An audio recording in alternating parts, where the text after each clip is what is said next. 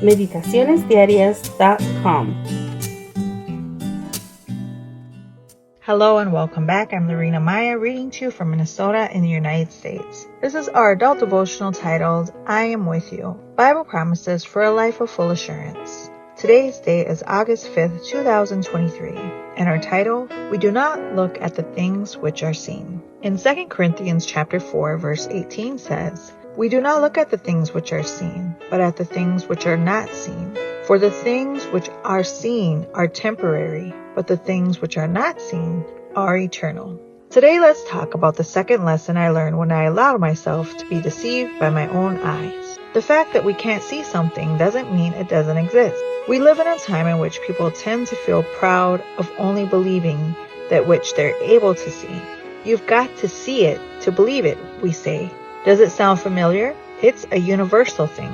Clothed in that closed-mindedness, we follow the example of Thomas, Jesus' disciple, and say, Unless I see in his hands the print of the nails, and put my finger into the print of the nails, and put my hand into his side, I will not believe. This is from John 20, verse 25. Thomas captivates us, inspires us. We identify with his style, seeing to believe. But my brief moment of madness, as we read yesterday, taught me I don't need to see electricity to know it exists. I couldn't see it, but it was there and made itself felt. Regarding our spiritual lives, seeing should not be our first option either. Although we can't see God, we are to have the absolute certainty that He exists and that He is very close to us, Paul says. We fix our eyes on what is seen, but on what is unseen, since what is seen is temporary, but what is unseen is eternal.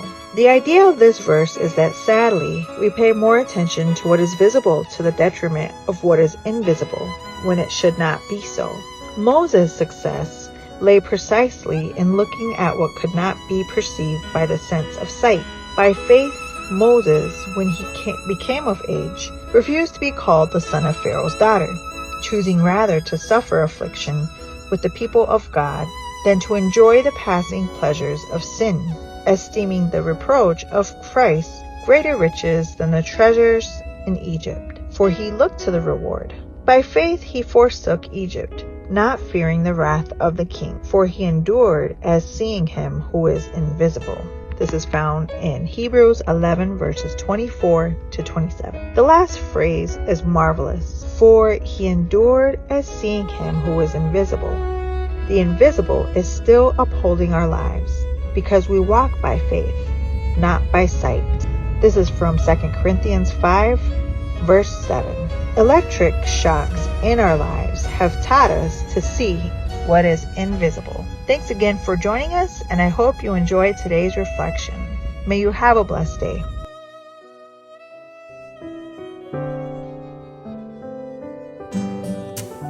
Thank you for joining us. We invite you to subscribe to our YouTube channel at m.youtube.com/c/Meditaciones Diarias and to follow us on our social media in Instagram at www.instagram.com/meditacionesdiarias7.